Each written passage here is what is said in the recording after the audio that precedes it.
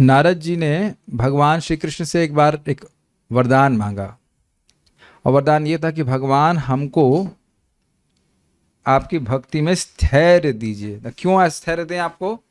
क्योंकि आपकी भक्ति में करने मात्र से, संपादित करते रहने से ही हमें सारी सिद्धि मिल जाती है। समझ में आया हमने इंट्रोडक्शन क्यों दिया? टॉपिक देख के समझ में आया? कृष्ण भावनामृत में दृढ़ता सीखना, भगवान की भक्ति करके ही सारी सिद्धि, चाहे भौतिक चाहे आध्यात्मिक, सब प्राप्त हो जाएगी। तो वस्तुतः हमें क्या करना है? साधन में दृढ़ रहना है। और समझ लेना चाहिए कि दृढ़ रहने का मतलब है दृढ़ न रहने के कारण उपस्थित होने के बाद भी दृढ़ रहना। समझ में आ रहा है? दृढ़ ना होने के कारण उपस्थित होने के मतलब आपको भक्ति के पथ से ठेलने का प्रयास किया जाएगा। माया की सेवा ही यही है, और वो बारंबार यही बोल रही, एक बार सेवा का मौका अवश्य दें। प्रभुपाद जी कहते हैं कि भक्ति में कोई कठिनाई नहीं है। आज भी हम लोग भक्त लोग प्रसाद पा रहे थे तो कहते सुबह से कितना शांतिमय जीवन हम बिता रहे हैं।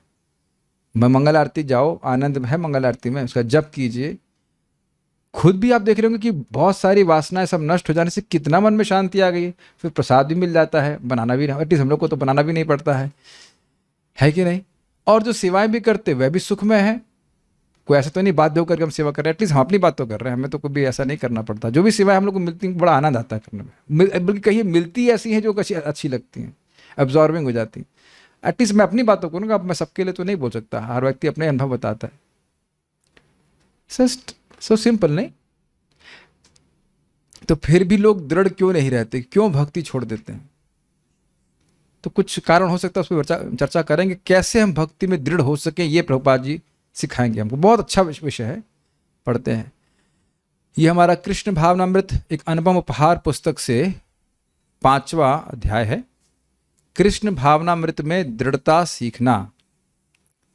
जब मनुष्य भौतिक ऐश्वर्य की उच्चतम स्थिति तक पहुंच जाता है तो त्याग की प्रवृत्ति स्वाभाविक हो जाती है। व्हाट? आप लोग शायद सोच रहे हैं कुछ अलग बोलेंगे ना प्रभुपाद जी। जब व्यक्ति बहुत भोगों में पड़ जाएगा तो उसके लिए त्यागना मुश्किल होगा, ये बात तो स्वीकारनीय है। लेकिन प्रभुपाद जी ने शुरुआत कैसे करी, देख रहे हैं आप? ध्यान दिया आपने? जब मनुष्य भौतिक ऐश्वर्य की उच्चतम स्थिति तक पहुंच जाता है तो त्याग की प्रवृत्ति स्वाभाविक हो जाती है। ये कैसे? बोर हो जाता है। This is amazing.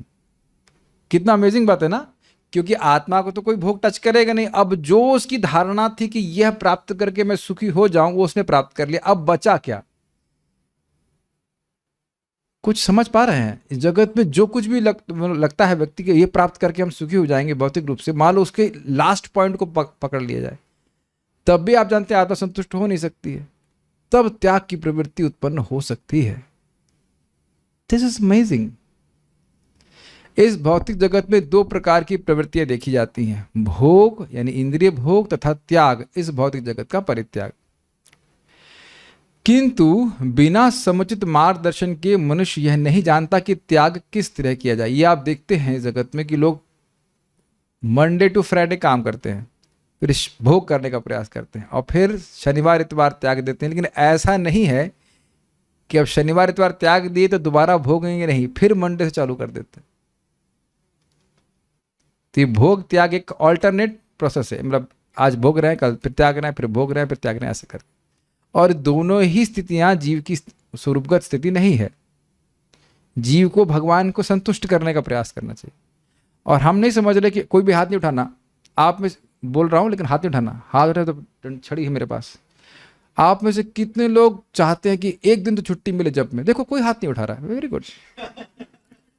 यहां भी किसी ने हाथ नहीं उठाया। कितने अच्छे डिवोटी सब। Nobody wants a cheat day in bhakti, है कि नहीं? No cheat day in chanting, no holiday. Sunday को तो देखो भक्त लोग और अधिक भजन करने के लिए सोचते हैं। Is it not? कि आज नौकरी छुट्टी मिली, कुछ और श्रवण कीर्तन करेंगे इत्यादि इत्यादि। This what does it show? ये दिखाता है कि भक्त लोग वाकई भक्ति करके सुखी हैं। जिस चीज़ से आप छुट्टी नहीं मांग रहे हैं और उसको करने के पैसे भी नहीं मिल रहे हैं, तो उसको करके आप सुखी नहीं हुए हैं? बताइए। है ना? कभी नहीं मन में आता होगा कि आज छुट्टी कर दें, आज जब ना करें। ऐसा तो नहीं है। बीमार पड़ जाए एक अलग बात है, अन्यथा तो नहीं कोई सोचता है ना। ठीक है, भक्त बोल रहे हैं जान चली जाए लेकिन जप न छूटे। हम तो कुछ और करिए, आज हमने संकल्प किया किसी को डांटेंगे नहीं, तो इसलिए ठीक है आगे बढ़ते हैं। सर्वप्रथम मनुष्य, हाँ, लेकिन लोगों को पता नहीं कि त्याग करना कैसे है, इसलिए प्रभुपाद समझा रहे हैं कैसे होता है। सर्वप्रथम मनुष्य भोग करना चाहता है और जब उसे भोग में निराशा प्राप्त होती है तो वैसे त्यागता है।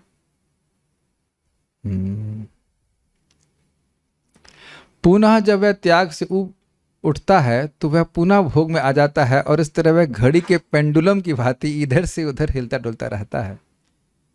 इस तरह हम भोग के पद से त्याग के पद तक और पुनः वहीं वापस दोलायमान होते रहते हैं। क्वाइट इंटरेस्टिंग, एक सच्ची घटना बता रहे हैं। अब तो बड़ा मतलब कटाक्ष नहीं कर रहे, बड़ा अजीब सी बात लग रही थी कि वो खुद ही बताया मुझको, मुझे कैसे मालूम चलेगा। ऑब्वियसली एक हमारे स्पीकर के सप्लायर खुद ही बोले कि पहली पत्नी को डाइवोर्स कर दिया, फिर दूसरी से शादी की है, दूसरी लड़की से शादी की है, तो उसके बाद फिर उससे भी डाइवोर्स करके फिर तीसरी शादी की, तो तीसरे से कर को भी प्लानिंग था डाइवोर्स देने की, तो कहती हैं प्रॉब्लम मैं नहीं हूँ, प्रॉब्लम तुम्हारे मन है।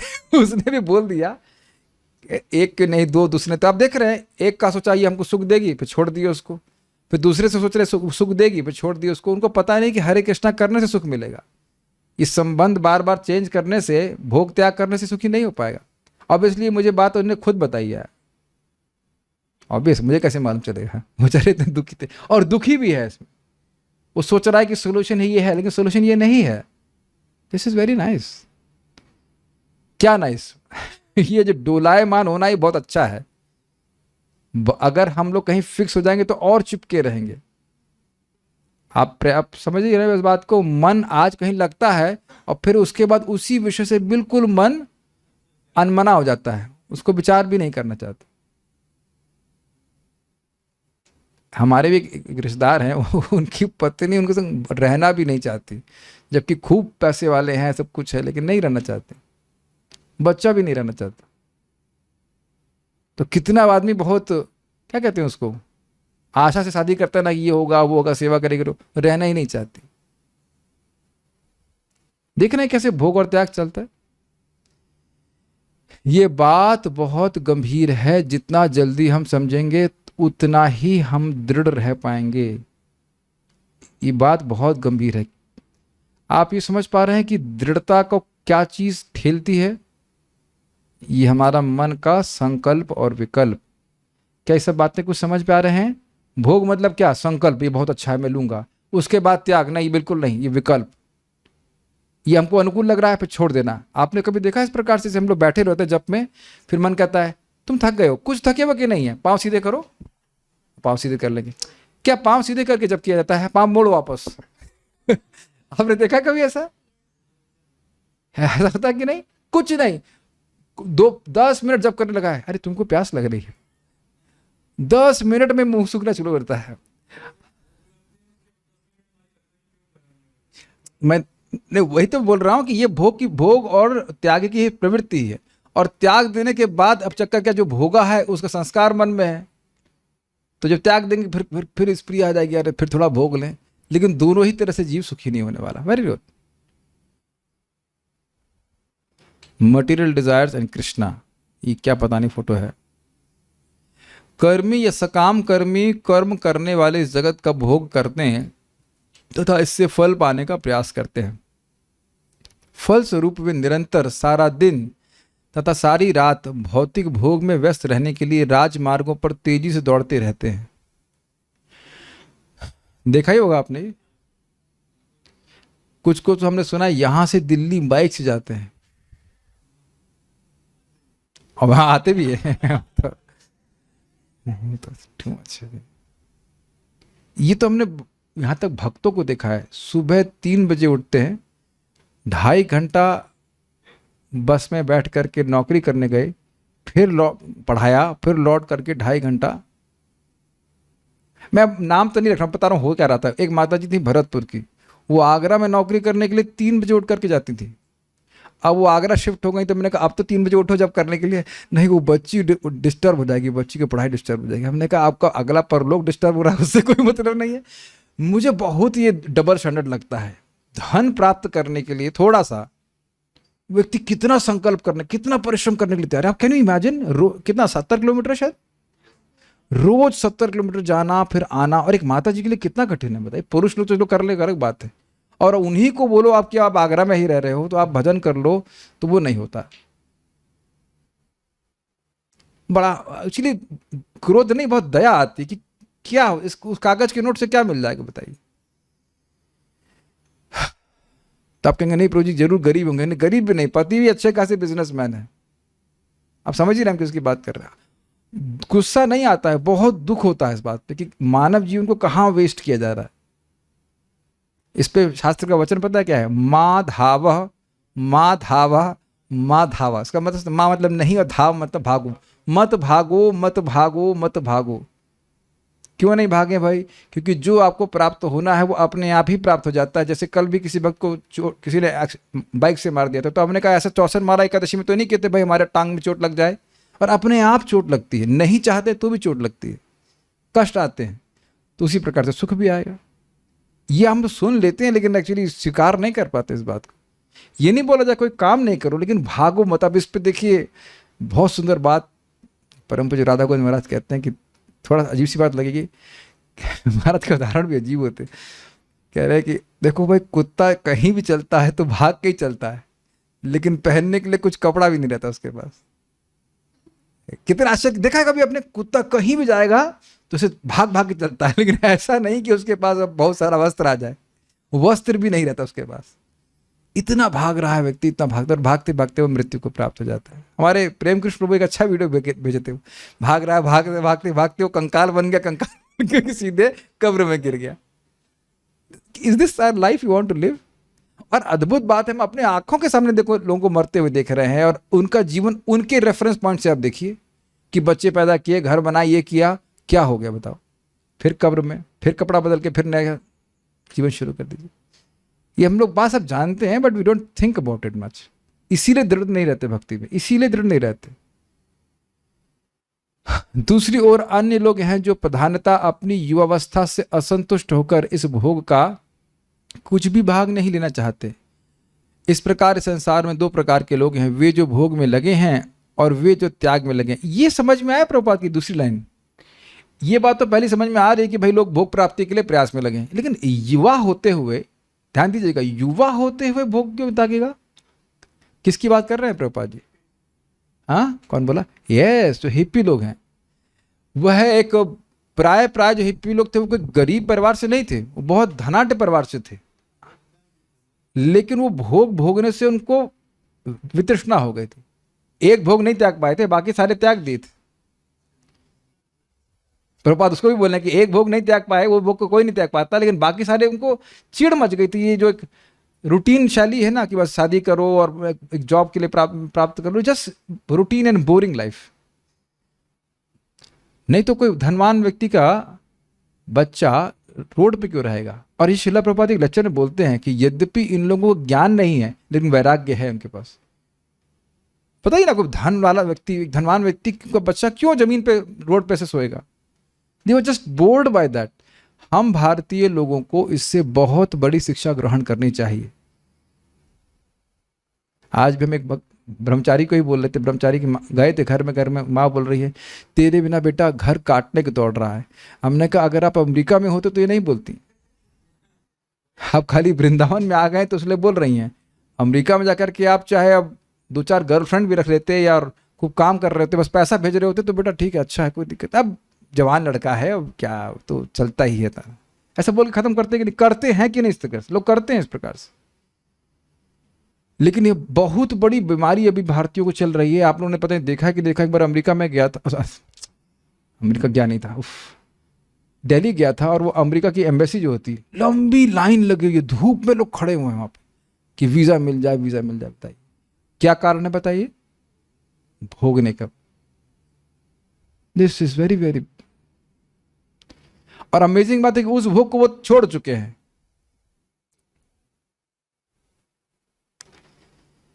लेकिन हम इनसे किसी भी मार्ग पर चलकर सुखी नहीं होंगे, क्योंकि हमारी वास्तविक स्थिति न तो भोग की है न त्याग की। जैसे आप बहुत अच्छा उदाहरण समझ सकते हैं, खाना खाते समय हाथ ने उस रसगुल्ले को या कद्दू की सब्जी या दाल चावल जो भी हमने थाप के उसको लिया, उसको छाना, तो अब ये नहीं कह सकते कि हाथ भोग रहा है।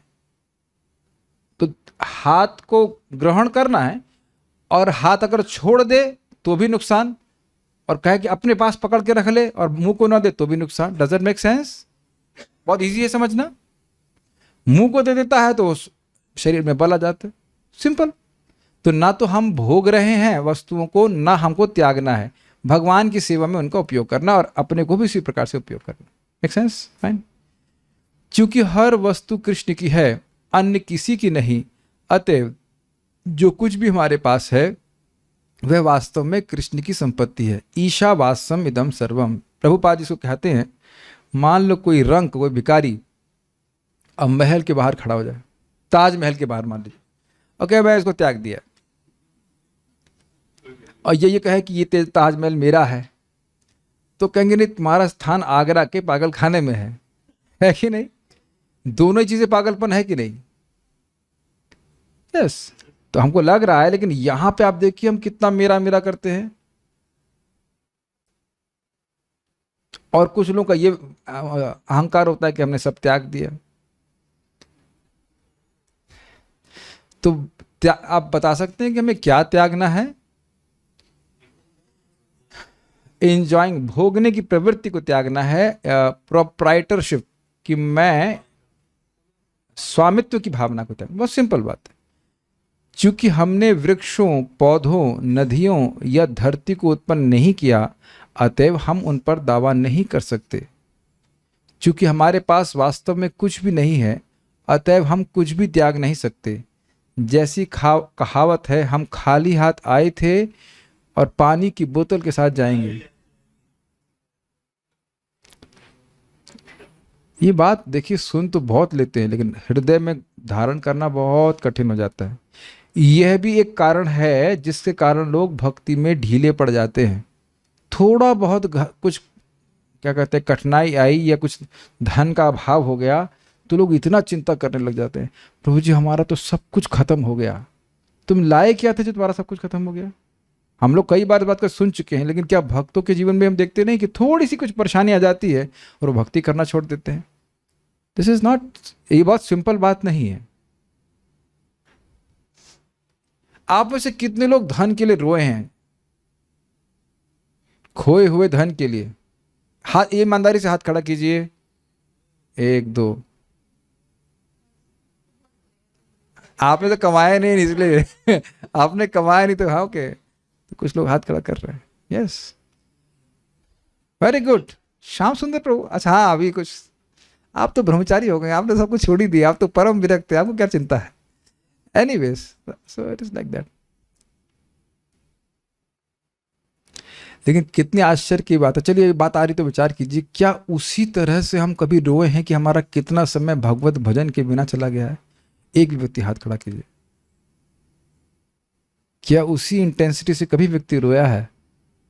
और शास्त्र ये बोलता है कि व्यक्ति को वैसे ही रोना चाहिए जैसे लोगों का पैसा चोरी जाता है तो बलबला जाते हैं, परेशान हो जाते हैं, उस प्रकार से हम बिल्कुल परेशान नहीं होते, बल्कि खुद ही समय व्यर्थ कर देते हैं। बड़ी अच्छी बात रमाकांत प्रभु बोल रहे थे कि ये इंद्रियां ही दस्यु हैं जो हमारा मनुष्य शरीर रूपी समय के धन को छीन लेती हैं और भोग में प्रवृत्त करा देती हैं। क्या बात है! ये तो वल्लभाचार्य जी का कमेंट है, सच बहुत सुंदर बात। Anyways, think about it. तो खाली हाथ ही जाएंगे। इसके बीच की अवधि में हम झूठे ही दावा करते हैं, यह मेरा देश है, यह मेरा घर है। देखो बाहर मार्बल पे किसका नाम लिखा हुआ है? ये मेरा ही घर है, यह मेरी पत्नी है, यह मेरे बच्चे हैं, यह मेरी संपत्ति है, यह मेरा बैंक का खाता है, आदि आदि। और कब तक बोलता है? जब तक बच्चों के नंबर खराब नहीं आते। जब बच्चे उसके नहीं बोलता, जब मतलब पत्नी को ही बोलता है कि तुम्हारे बच्चे देखो कितने खराब हैं ऐसा लगे कहीं बाजार से खरीद के लेके आए है कि नहीं? ये नहीं सुनते तो तुरंत बोलना चाहिए तुम्हारे बच्चे ऐसे बहुत खराब है, देखिए तुम्हारे बच्चे कैसे कार्य कर रहे हैं। मेरा बैंक का खाता है। ऐसे सारे दावे झूठे हैं। बहुत अच्छी फोटो रखी गई है। हमें तो ऐसे ही जब भी सूर्य अस्त होता हुआ देखता हूँ, अच्छी फोटो रखी गई यहाँ पे, तो उनको तो यही चित्त में आता है कि देखो ये सूर्य अस्त किसी के दिन के अस्त की भी सूचना, सॉरी दिन नहीं, जीवन के अस्त की सूचना भी दे सकता है, दे रहा भी है। पता नहीं आप लोग कभी देखते हैं कि नहीं, सूर्य अस्त होता हुआ रोज, अगर हम लोग गायत्री के समय तो देखते ही हैं, या याद रहता है एक दिन हमारा और समाप्त हो गया, never to come back again. क्या इस फोटो को देख करके आपके मन में कुछ फीलिंग्स आ रही हैं? So called family life, so called happy family life, इत्यादि इत्यादि, एंड व्हाट एन इल्यूजन।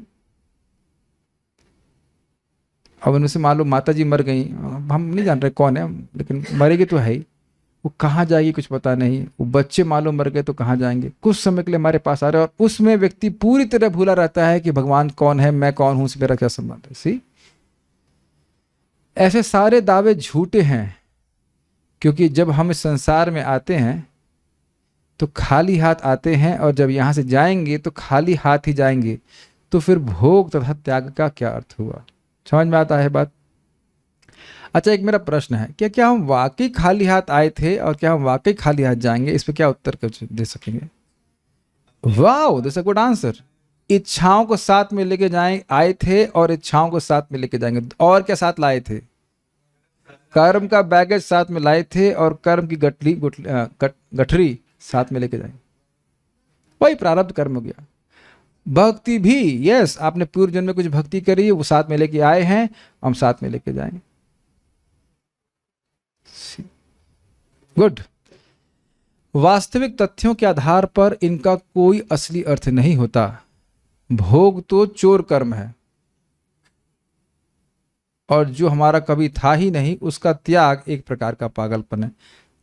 अब ऐसा क्यों है बताइए? भोग चोर कर्म क्यों है?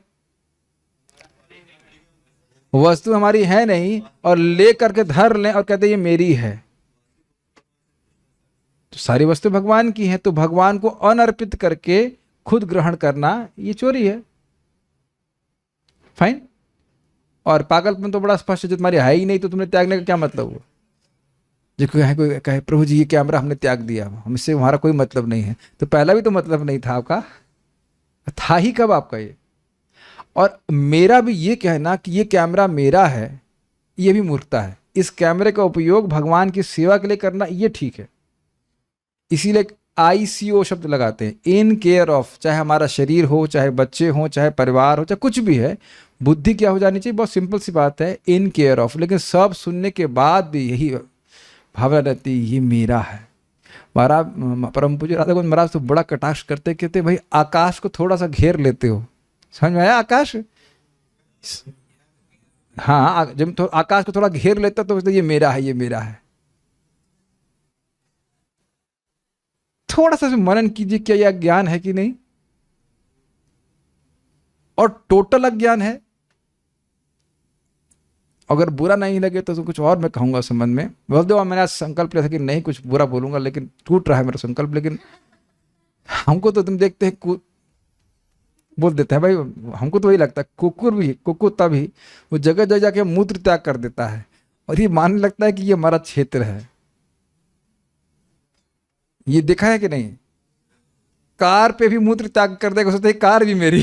क्या ये आपको पता होगा ये बात? और वो झगड़ा करता है, तुम इस क्षेत्र में नहीं आ सकते हो, हाँ तुम क्षेत्र में नहीं आ सकते हो, इत्यादि। अब उसकी मेंटालिटी में और इंसान की मेंटालिटी में क्या अंतर रहा? बुरा लग सकता है इस बात को देखिए, तो कहेंगे, आप कहेंगे कि हम अपने घर में नहीं रह सकते। बात व्यवहार की नहीं हो रही है, बात आंतरिक चेतना की हो रही है। समझ पा रहे हैं बात? अगर हम ऑब्वियसली ऐसा नहीं कि अब किसी चोर डकैत तो चक्के को अपने घर में जाने देंगे, ये नहीं बोला जा रहा है, लेकिन ये भावना कि ये मेरा है, ये मेरा है, ये व्यक्ति को जगत में बांध देता है, ये समझना चाहिए। Make sense? फॉरवर्ड। कोई विरोध नहीं आया अब तक? अरे सब लोग बात मान रहे हैं। ठीक है। एक निकुंज प्रभु कह रहे हैं कि नंबर अच्छे आए तो कहते हैं मेरे बेटे का अच्छा आया। Yes, that's how it is, just is expansion of false ego. इस बारे में कृष्ण हमें यह निर्देश देते हैं, सर्वधर्मान परित्यज्य मामेकम शरणम व्रज। यद्यपि भोग तथा त्याग पर आधारित हमने अनेक धर्मों की रचना कर ली है, लेकिन इधर हमें यह परामर्श दिया जाता है कि इन सब को छोड़कर कृष्ण की शरण में जाओ। भोग करना तथा त्याग करना हमारे बूते का नहीं। मतलब अब कह दिया जाए कि केवल भोग करिए तो वह भी खराब वह नहीं कर पाएंगे, और केवल त्याग करिए तो वह भी संभव नहीं है। जब भगवद गीता में त्याग की स्तुति की जाती है तो इसका अर्थ उन समस्त वस्तुओं का परित्याग है जिन्हें हम झूठे ही अपनी कहते हैं। तो बड़ा स्पष्ट समझ में आ रहा है, वस्तुओं के प्रति भोग या स्वामित्व की भावना को त्यागना है। इजी है। नेक्स्ट देखिए, एक बालक अपने पिता से $100 का नोट लेकर अपने पास रखने का प्रयास करता है, यद्यपि उसे यह पता नहीं रहता कि इसका उपयोग कैसे किया जाए। पिता अपने पुत्र से याचना कर सकता है, बेटे कृपया मुझे इसे दे दो। बालक न तो यही जानता है कि धन सचमुच उसके पिता का है, न यही समझ पाता है कि इसे पिता को दे देना ही उत्तम होगा, क्योंकि सीधी सी बात यह है कि वह उस धन को उपयोग में लाना नहीं जानता। इसी प्रकार कृष्ण कहते हैं, तुम मेरे लिए अपने कर्म का त्याग करो।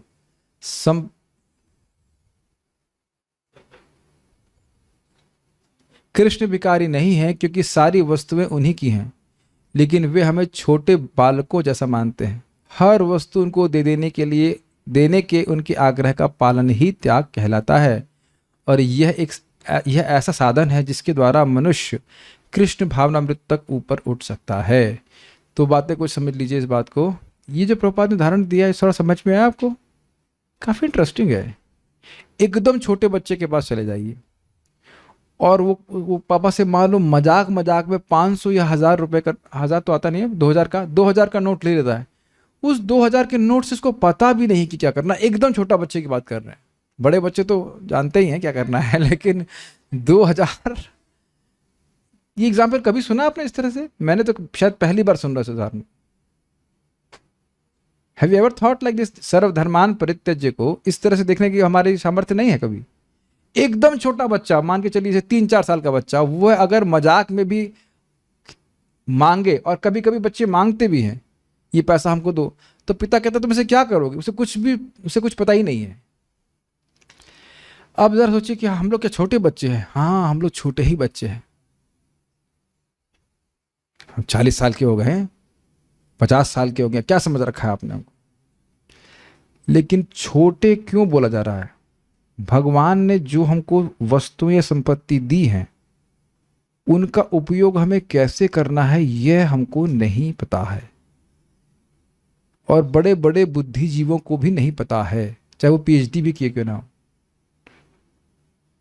मैं इससे पहले आगे जाऊं, क्या सभी लोग इस बात को थोड़ा समझ पा रहे हैं कि यद्यपि यहाँ पे लोग बहुत बुद्धिमान हो सकते हैं, लेकिन यह विवेक नहीं है कि वस्तुओं को, अपनी शक्ति को किस प्रकार से कहाँ इन्वेस्ट करना चाहिए।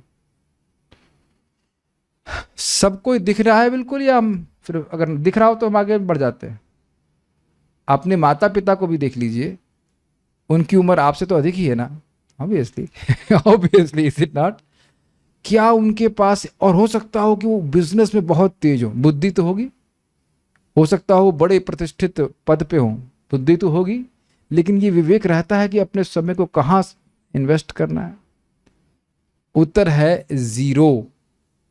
तो प्रभुपाद जी के स्टाइल में बोला जाए जीरो, ना जीरो नहीं बोलते, जीरो बोलते थे। बड़े बड़े पॉलिटिशियन और लीडर क्या बुद्धिमान नहीं हैं? लेकिन क्या उनको पता है कि उनकी शक्तियों को कहाँ इन्वेस्ट करना है? और यह दिख रहा है कि ऐसी जगह अपनी शक्तियों को इन्वेस्ट कर रहे हैं और अपने चेलों को करवा रहे हैं जहां से कुछ भी प्राप्त नहीं होने वाला। यहां पे देखिए, भक्तों के संग भी भक्त लोग पीछे लगे रहते हैं कि आप जप कीजिए, मंगल आरती में उठिए, लेकिन वो जान रहे हैं कि इस एक एक कार्य का अनंत लाभ उस व्यक्ति को प्राप्त होगा। भले उसको आज नहीं दिख रहा, इसीलिए सुनना चाहिए। अभी नहीं दिखाई पड़ रहा है।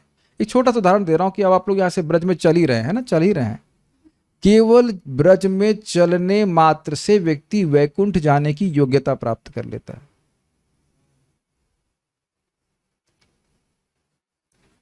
अब मान लो कोई भाई मैं बैठ के माला नहीं कर पा रहा तो चल चल के माला करे। माला तो कह रहा है ऐसे ही मुक्त करने वाली है, खाली चल रहा है। मान लो यहां से कहीं कहीं भी जा रहा है, ब्रेड लेने जा रहा है, सब्जी लेने जा रहा है, वो चलने से वैकुंठ की योग्यता प्राप्त कर रहा है। You remember that? ब्रज में केवल चलने मात्र से। मैं एक उदाहरण दे रहा हूं और बाकी तो बहुत सारे उदाहरण है। तो क्या कहेंगे प्रभु जी ये स्कूटर चलाने का क्या है? स्कूटर चलाने का तो कुछ वर्णन नहीं है, लेकिन हवा तो आप पी ही रहे हैं यहाँ की, और पानी भी तो यम अमृतम। यस, ये भी एक बात है। ये जो भी हरे कृष्ण मंत्र जप रहा है, चाहे 4 माला 5 माला कुछ भी कर रहा है, इसी को भगवान ने भागवत में कहा है प्रभु अबोध जात। क्या हुआ श्लोक है? श्लोक शुरू नहीं कर पा रहे हैं सर, तो पूरा अबोध यावन न जिज्ञासतमात्म तत्वम। व्यक्ति अबोध के रूप में ही जन्म लेता है जब तक वह आत्म तत्व की जिज्ञासा नहीं करता कि वो कौन है। बहुत अच्छी लाइन हमको यहाँ पे लग रही है कि जैसे छोटा बच्चा बिल्कुल नहीं जानता है कि उसकी शक्तियों का उपयोग कैसे करना चाहिए, ऐसे हम तथाकथित बड़े बच्चे, बुद्धिमान जीवी, मैच्योर लोग भी समझ नहीं पा रहे अपनी शक्तियों का उपयोग हमें क्या करना चाहिए। हमें व्यक्ति को पूछे, बहुत मेहनत कर रहे थे, काम कर रहे थे, हमें क्यों काम कर रहे हैं? जीना है, सर्वाइव करने के लिए। तो फिर मैंने पूछा सर्वाइव क्यों करना है? और ये कि उन्हीं के पास उत्तर नहीं था, इस जगत में प्राय सभी लोगों के पास उत्तर नहीं कि तुम जी क्यों रहे हो। और भागवत बड़ा सुंदर उत्तर देती है, क्या है? जीवस तत्व जिज्ञासा न यश्च यह कर्म भी। इस जगत में जीना किस लिए चाहिए? भगवान के बारे में जिज्ञासा करने के लिए। और आप ये भी देख पा रहे हैं कि लोगों की इस संबंध में कोई जिज्ञासा नहीं है। क्या श्लोक है बहुत सुंदर, वो हजारों श्रोतव्यादीनि राजेंद्र निर्वाम संति सहस्त्रश अपश्यताम आत्म तत्वम गृहेशु गृह मेधिनाम। जिनकी मेधा केवल घर में लगी है। श्रोतव्यादीनि राजेंद्र निर्नाम संति सहस्त्रश। हे राजेंद्र, हे परीक्षित महाराज, लोगों के पास हजारों विषय है चर्चा करने के लिए, लेकिन अपश्यताम आत्म तत्वम, आत्म तत्व को नहीं देख पाते हो। क्यों भाई, क्या दिक्कत है? क्या चश्मे में कुछ कमी है? तो कहते हैं नहीं, गृहेशु गृह मेधि नाम, घर में ही इस प्रकार के ग्रह मेधी व्यक्ति की मेधा लगी रहती। ये गृहस्थ शब्द यहाँ पे इस्तेमाल नहीं हुआ, ग्रह मेधी हुआ, जिसकी मेधा बुद्धि केवल घर गृहस्थी में लगी हुई, भगवान के बारे में बिल्कुल नहीं लगी। That is a point. अबोध, समझ रहे? अबोध का मतलब किसके लिए अबोध का प्रयोग करते हैं आप लोग? बच्चों के लिए, जिन्हें कुछ नहीं पता होता है। बिल्कुल वैसे ही हैं इस जगत के लोग। मैं इस पर कई बार कहा करता हूं कि देखिए, जब आप किसी को प्रचारित कर रहे हैं तो उसके बॉडी का साइज मत देखिए, उसकी चेतना का साइज देखिए कि वो है एकदम छोटे बच्चा से। चिराग एकदम छोटू 16 माला करता है, वाह, 7 साल का बच्चा 16 माला, वेरी गुड। लेकिन छोटा बच्चा होता ना, बिल्कुल छोटू होता ना, उसे कुछ नहीं पता होता। उसी प्रकार से लोग, भले साइज कुछ भी दिखे उनका, आध्यात्मिक ज्ञान के संबंध में एकदम छोटे बच्चे ऐसे थे। एक एक पकड़ पकड़ के बात आपको सिखानी पड़ेगी, तब धीरे धीरे समझ में आती है बात। ओके, गो हेड। अबोध जात, अबोध रहते हैं। तो भगवान क्या कह रहे हैं? हाँ, एक प्रश्न फिर आ जाता है कि क्या भगवान को कुछ कमी है जो हमसे मांग रहे हैं? भगवान को कमी नहीं है, वो हमारी कमी देख रहे हैं और जानती हैं कि अगर डायरेक्ट इसने मेरे को दिया, सुनिए ध्यान से, अगर भगवान के शब्द हैं, अगर इसने मुझे डायरेक्ट दिया तो मुझे बहाना मिल जाएगा इसको इनफिनिट चीज देने का। फिर से सुनिए मैं क्या कह रहा हूँ। भगवान बहाना ढूंढ रहे हैं कि इसने मुझे कुछ सीमित वस्तु दे दी थोड़ी बहुत, तो मुझे बहाना मिल जाएगा इसको असीमित देने का। भाई ये सीमित है तो सीमित देगा, और मैं तो असीमित हूं, कृष्ण बोल रहे हैं। ये मेरे शब्द नहीं है। भगवान 11वें स्कंद में बोलते हैं कि कोई व्यक्ति कुछ भी सोचता, मान लो कहता है मैंगो, ये मैंगो बहुत मीठा है, मैं कृष्ण को दूंगा। ये मान लीजिए कोई कहता है मैं गा अच्छा सकता हूं, तो अच्छा गायन है, मैं कृष्ण को दूंगा। कुछ भी आप जो सोच रहे हैं कि हाँ अच्छी वस्तु है, ऑब्वियसली वो अफोर्डेबल होनी चाहिए, वो कृष्ण को आप देंगे तो सच अनंताया कल्पते, ये भगवान के शब्द हैं भागवत में। समझ में आया? वही व्यक्ति को अनंतता की ओर लेके चला जाएगा। कृष्ण बहाना ढूंढ रहे हैं कुछ असीमित लाभ हमको देने का, बाकी कृष्ण को कमी कुछ नहीं है। कमी क्या होगी, कमी कैसे हो सकती है, सब तो उन्हीं का ही है। कमी तो तब होगी जब कुछ और किसी का हो, सब कुछ तो उन्हीं का ही है। मैं लखपति हूँ, नहीं मैं हजारपति हूँ, मैं लखपति हूँ, मैं करोड़पति हूँ, मैं अरबपति हूँ, लेकिन कृष्ण क्या कहेंगे, मैं लक्ष्मीपति हूँ। Wonderful, is it not? Lakshmi ji ही उनकी है, और उन्हीं की नहीं है बल्कि उनके चरणों की सेविका है।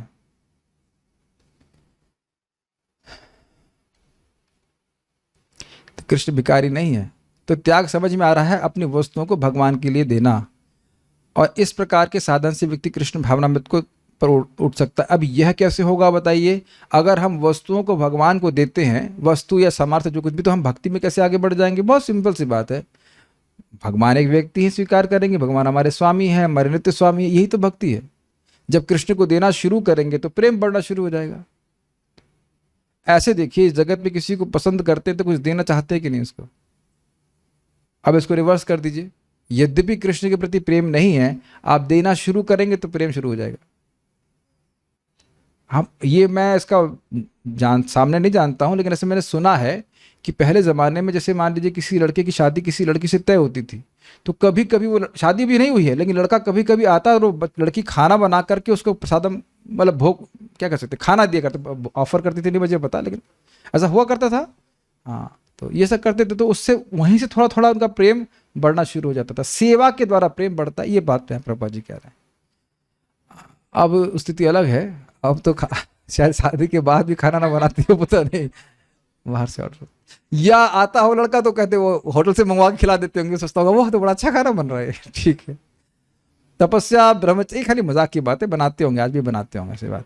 तपस्या, ब्रह्मचर्य, संभाव तथा दान, ये सभी परम सत्य की अनुभूति के लिए आवश्यक है। कृष्ण भावना सापेक्ष सत्य से नहीं अपितु परम सत्य से संबंधित है। अब इसका क्या मतलब है? ये लाइन बड़ी इंटरेस्टिंग है। सापेक्ष सत्य से संबंध होने का क्या मतलब है? रिलेटिव ट्रुथ, इस पे थोड़ा समझने का प्रयास कीजिए कि व्यक्ति किसी को बेटा कब मानता है? जब उसका जन्म हो। तो उस पे उसका उस घर में जन्म होना, ये उस व्यक्ति का, पिता का उस बेटे के प्रति प्रेम का कारण हुआ कि नहीं? तो वह संबंध किसी चीज पे आश्रित हो गया कि नहीं? और वह चेंज हो रहा है कि नहीं बार बार? हो सकता है पिछले जन्म में वो दुश्मन भी हो, ऐसा भी होता है, पता है आपको बात? कभी कभी पिछले जन्म का दुश्मन भगवान पैदा कर देते हैं लड़के के रूप में, वो बहुत दुख देता है, और बोलते भी हैं, लगता है तुम पिछले मेरे जन्म के दुश्मन हो, ऐसा हो सकता। हाँ हाँ, पत्नी भी आ सकती है, पति भी आ सकता है। भाई सबसे तो अच्छा है कि शादी करे ही नहीं, है ना रामकृष्ण?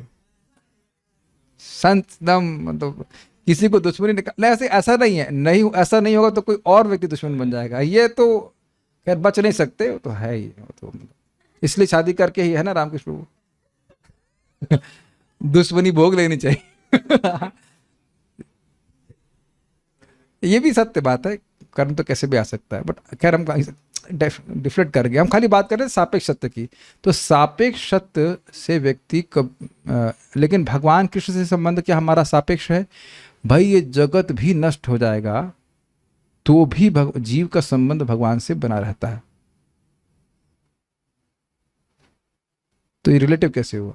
एक दूसरे एंगल से भी देखिए, हम समझते हैं इस बात को। मैं इस कैमरे को देख रहा हूं तो मैं हो गया ज्ञाता, ये हो गया मेरा ज्ञान कि एक कैमरा है और ज्ञेय वस्तु इसको जाना जा रहा है। ये पूरा जगत इन तीन ही वस्तुओं से बना है कि नहीं? इसलिए यहाँ पर रिलेटिव बात बोल लेते हैं, भगवान से जो संबंध जीव का है वो एब्सोल्यूट है। Is it very clear? और बहुत सारी बातें हैं। इस जन्म में हम पुरुष हैं, बड़ा इंटरेस्टिंग है। देखिए, तो अब हम किसी भी व्यक्ति को पुरुष की दृष्टि से देखेंगे। Do you agree? कुछ क्लियर हुआ कि नहीं?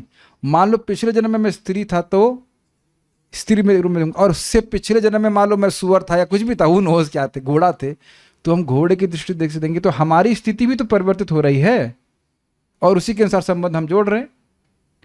लेकिन ये बताइए कि भगवान हमको कभी घोड़ा माने हैं या स्त्री पुरुष या और कोई उपाधि से ग्रहित होकर मतलब अनुसार माने? नहीं, भगवान हमेशा हमें अपना अंश ही माने हैं, मान नहीं रहे हैं, जान रहे हैं, बता रहे हैं कि ममे वांशो जीवलोके जीव भूतः सनातना। एक एग्जाम्पल और समझ लीजिए, सब लोग जानते ही हैं, बहुत इंटरेस्टिंग। नोट वाला एग्जाम्पल जानते हैं ना, 1,000 रुपए का नोट मेरे पास है तो मैं सोच रहा हूँ ये मेरा है, फिर दूसरे के पास गया तो वो दूसरा है तो ये मेरा है, तो ऐसे करके ये रिलेटिव बात हो गई कि नहीं, आज ये मेरा है, कल उसका है, कल उसका है, लेकिन वस्तुतः किसका है, वो गवर्नमेंट का है। तो मेरी बात सब समझ ही रहे होंगे। ये बहुत अच्छी बात है। दूसरे एंगल से देखिए इसको, धर्म जैसा संबंध होता है उसके अनुसार हम धर्म का पालन करते हैं, नियमों का पालन करते हैं। फिर देखिए कितना सुंदर बात है, मान लो मैं बंदर के शरीर में था तो बंदर की तरह ही कार्य करूंगा, स्त्री के शरीर में रहेंगे तो स्त्री की तरह कार्य ही करना पड़ेगा। अलग अलग धर्म है कि नहीं, लेकिन जीव का धर्म जो भगवान के प्रति है वह कांस्टेंट रहता है, वह कृष्ण का नित्य सेवक है। This is very nice. ये बातें बहुत सिंपल लगती है, लेकिन जो भगवत धर्म है, जो जीव के कर्तव्य भगवान के प्रति हैं, वो फिक्स्ड हैं। Do you agree?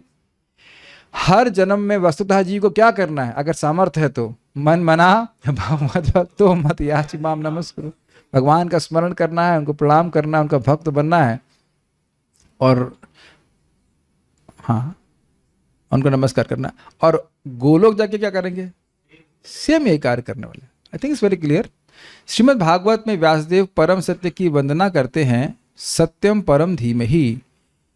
वे सापेक्ष सत्य को प्रणाम नहीं करते, अपितु अंतिम सत्य परम सत्य को प्रणाम करते हैं। इसको थोड़ा समझ लेना पड़ेगा, फिलोसफिकल बात हो जाएगी। सत्य मतलब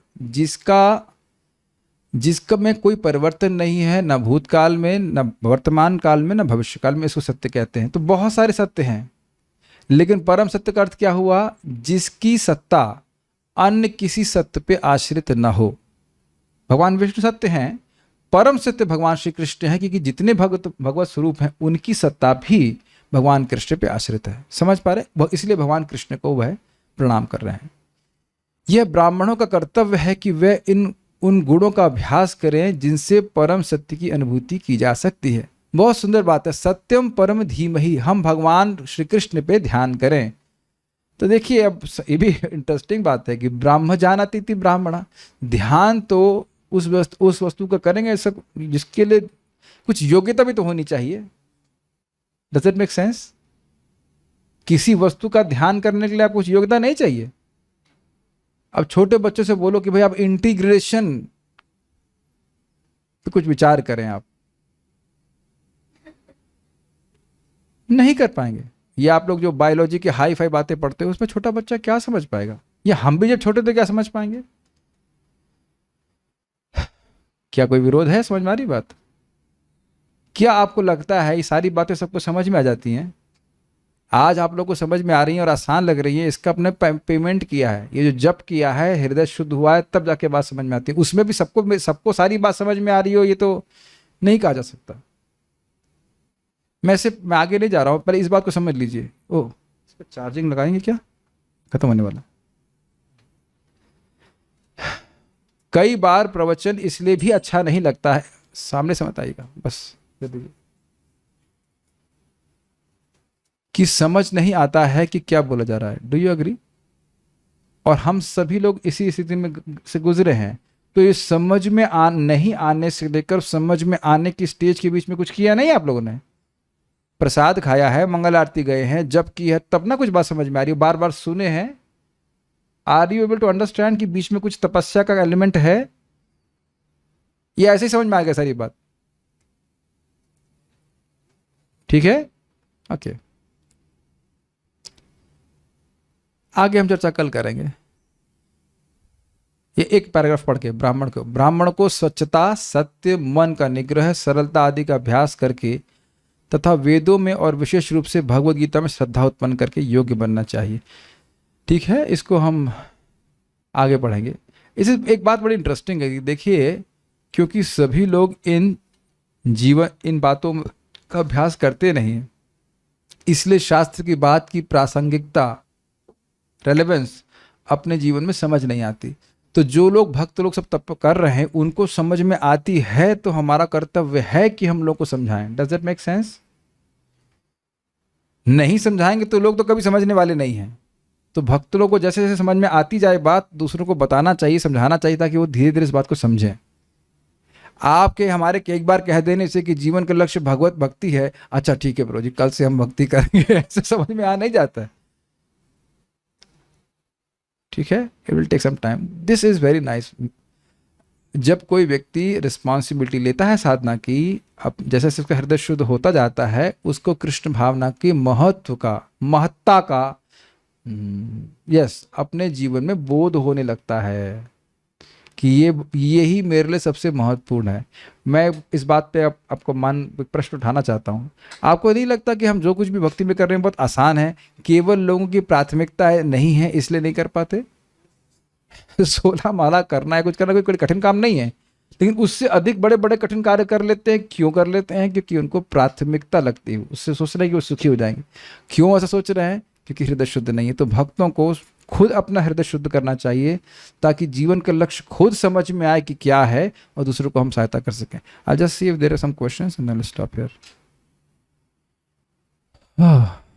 कोई प्रश्न नहीं है, आप सब अच्छे लोग समझ रहे हैं, सब समझ गए, कुछ नई बात नहीं बता रहे हैं।